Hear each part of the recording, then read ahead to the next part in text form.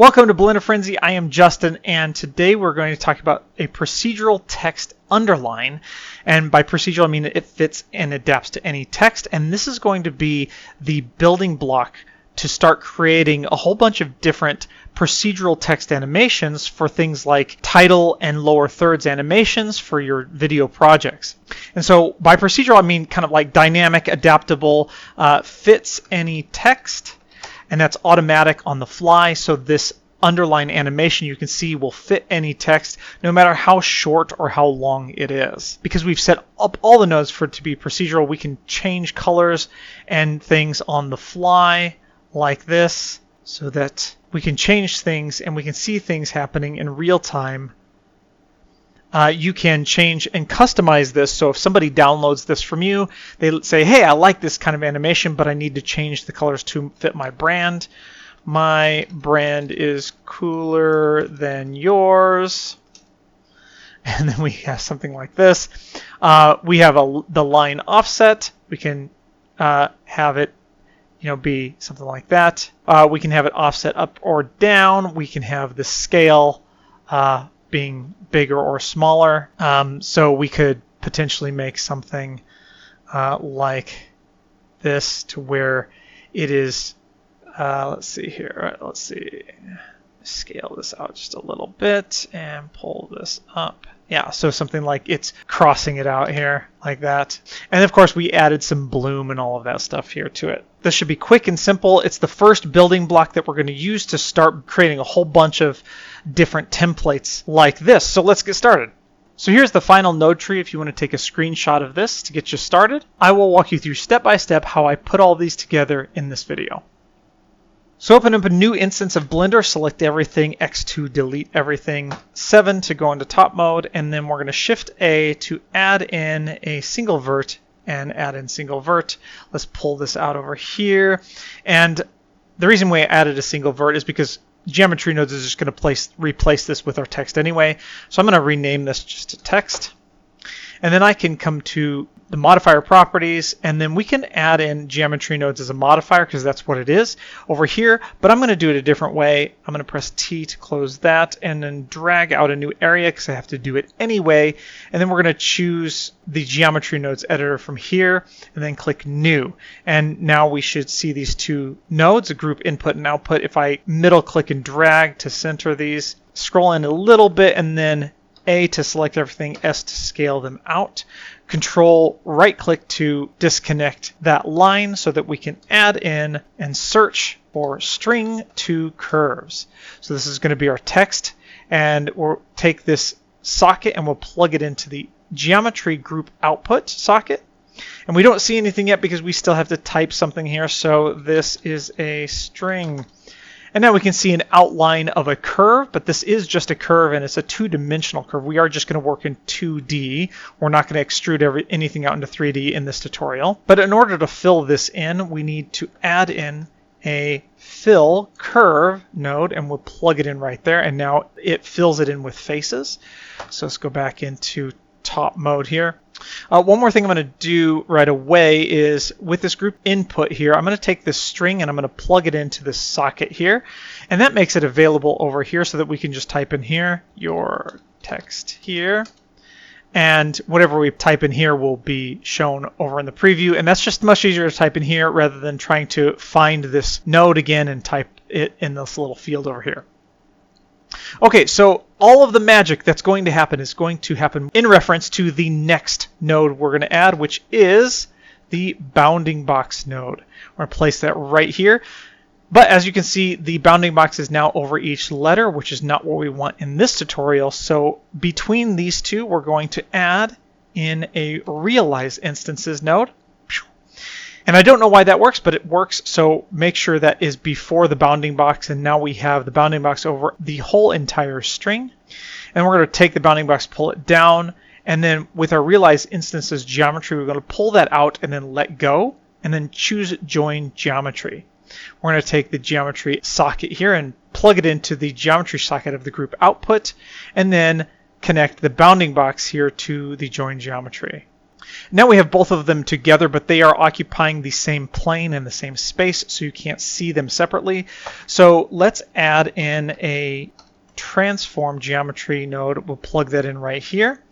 And then we can take the Y and move the bounding box down. So now you can kind of see where we're going with this.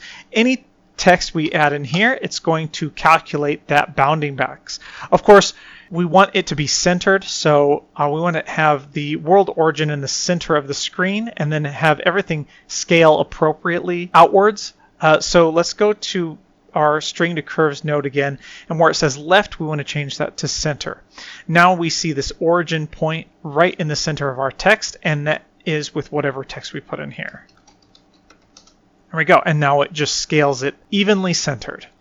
Okay, so I'm going to take this and we'll pull this down just a little bit more. Actually, you know what we're gonna do? Let's scale it as well on the Y here, and let's scale it down like this. We'll just adjust it kind of like it is an underline.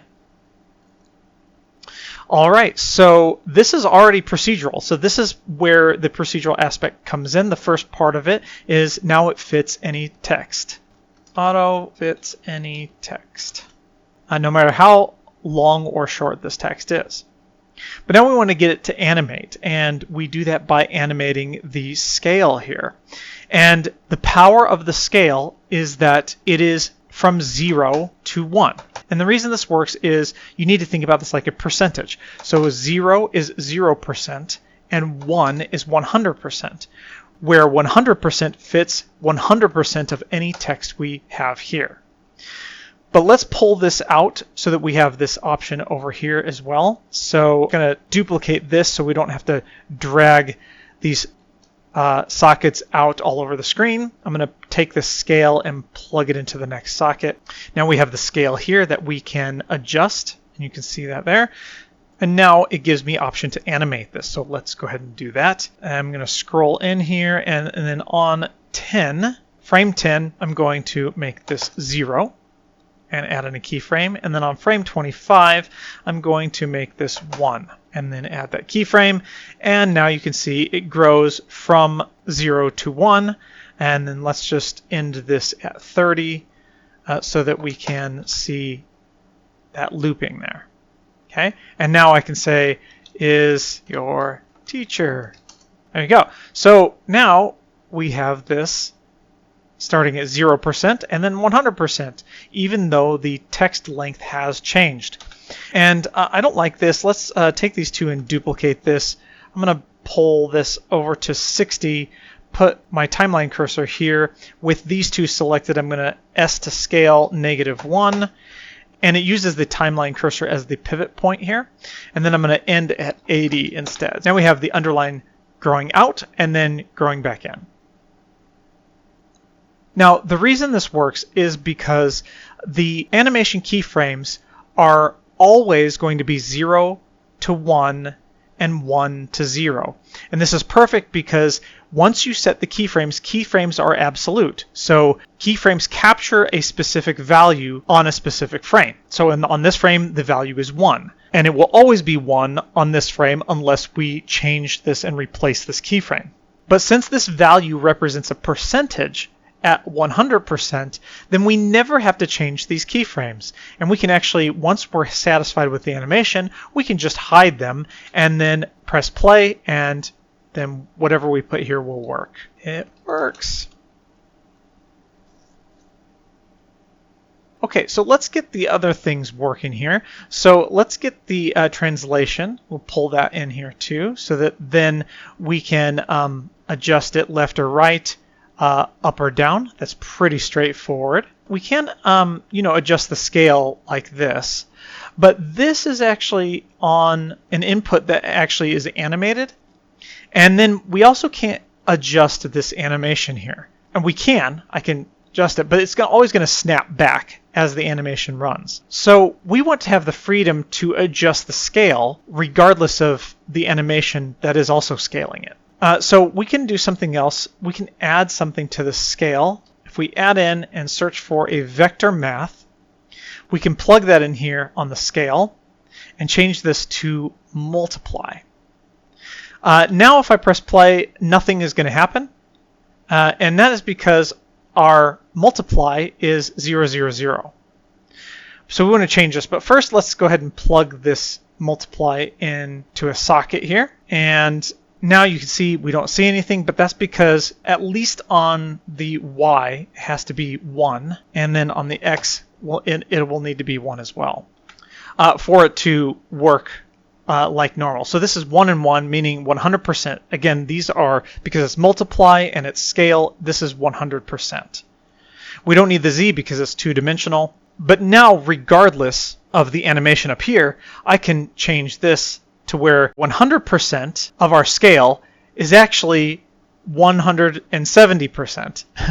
So I'm just modifying it. So it's kind of like a scale offset. So I'm scaling it out all the way here, but notice I didn't have to change any keyframes.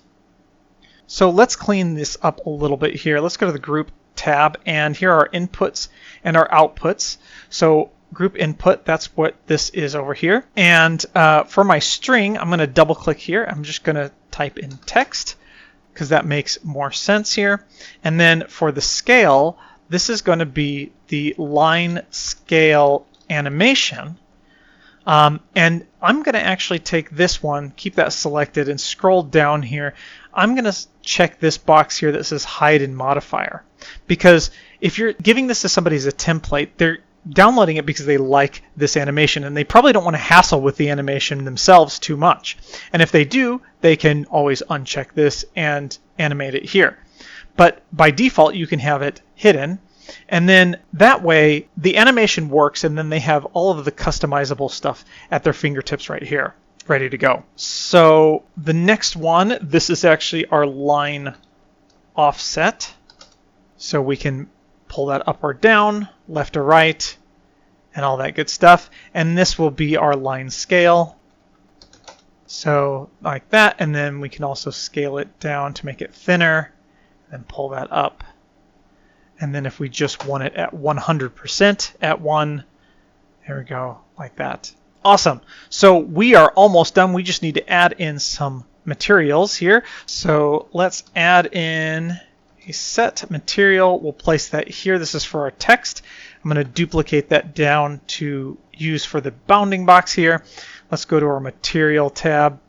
I'm going to select the default material, call this text, and then change Principal BSDF to emission, and the color can be white. And it doesn't look white right now because we've got to do a couple of things first.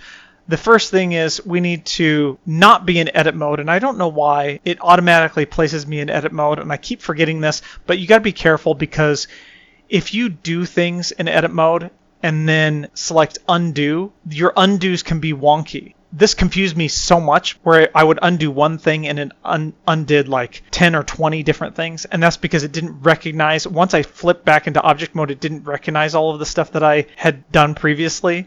So just make sure that we are in object mode. But now we need to go into material preview, and we can see it's starting to work, but we actually need to use the text here. So that's getting better, but it's still kind of an off-white, and that is because we need to go to our render properties, and we are doing everything in Eevee, so remember that. And scroll down to color management. We want to change Filmic to standard, and that's standard RGB, and that is the standard red, green, and blue. So let's go back to the material, scroll up, and now that is completely white. Let's turn off our overlay so we can see that a little bit better. Okay, so let's add in another color here. Let's choose our text, and then I'm going to check this. Now this will be grayed out if you're in edit mode, so make sure you are in object mode. I'm going to click this number, and this will make this a single user copy, a copy on its own. So I can title this line, and then we're going to change the line to black for default there. And then in our set material, we want to change this to line. There we go. So now we press play, and it works with our colors there. Okay, so this is good, but we're going to make this even easier. We can add in the colors here in the Geometry Nodes modifier so that we don't have to leave this area to change the colors. So to do that, I'm going to once again duplicate this group input and put it over here. And in our input properties over here, I'm going to press plus, and it will add in a new input duplicating whichever one you had selected. which is our line scale. I'm just going to actually change this to color, and then this will be text color. And then I'm going to press plus again and then change this to line color. Okay, so in our text color, I want the default value to be white, and then I want to Control C to copy this and Control V to paste that there. The line color can be default black, that's fine. And so in order to be able to use these color swatches to change our materials for our geometry up here, we have to take the text color and the line color and plug them into our group outputs. Now if we scroll down, we can see we have text color and line color down here, and in our output attributes we have some fields here. Now the reason we have to do it this way is because the output attributes, if I just added them down here, they don't have color swatches. Now I have the color swatch here, which is a little annoying because I don't know why they can't just place it out here. So anyway, I'm just going to get rid of that. We need to have these connected up to the output attribute here, and we can give this a name, anything we want. I'm just saying text COL and then line COL. This is entirely up to you. It's just text to refer to. And I'm going to pull out a new area here and then change this to the shader editor, and then N to get rid of that. Home, so that we can center our nodes here. And this is black, so if I hover over the top bar and scroll, you can see this is our line. So right before the emission, I'm going to Shift A to add in and search for an attribute. And then I'm going to plug that in here to the attribute.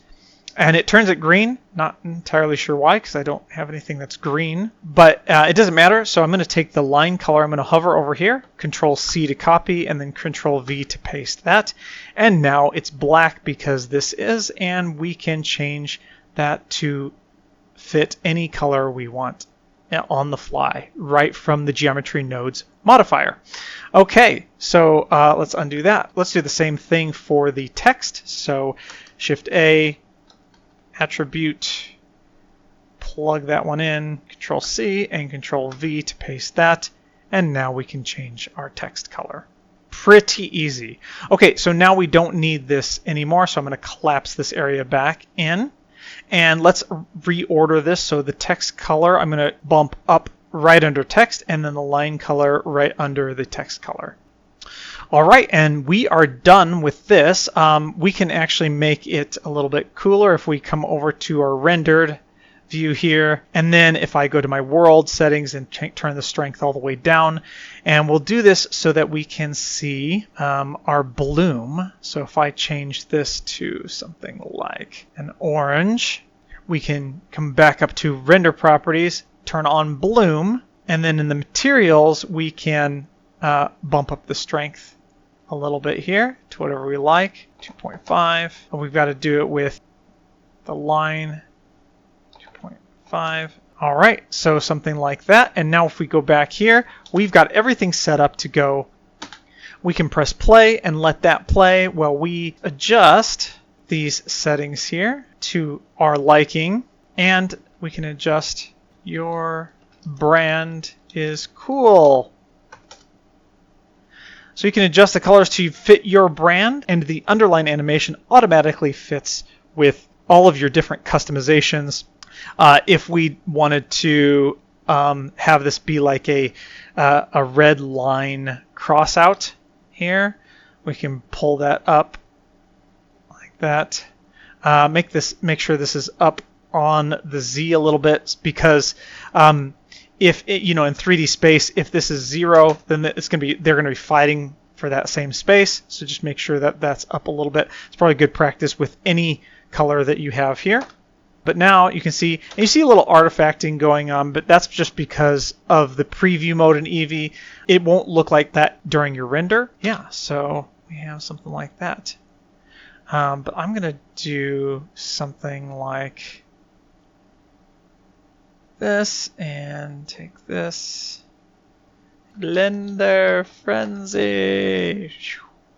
Oh, and then we can pull this down just a little bit. And of course we can scale it out however we want.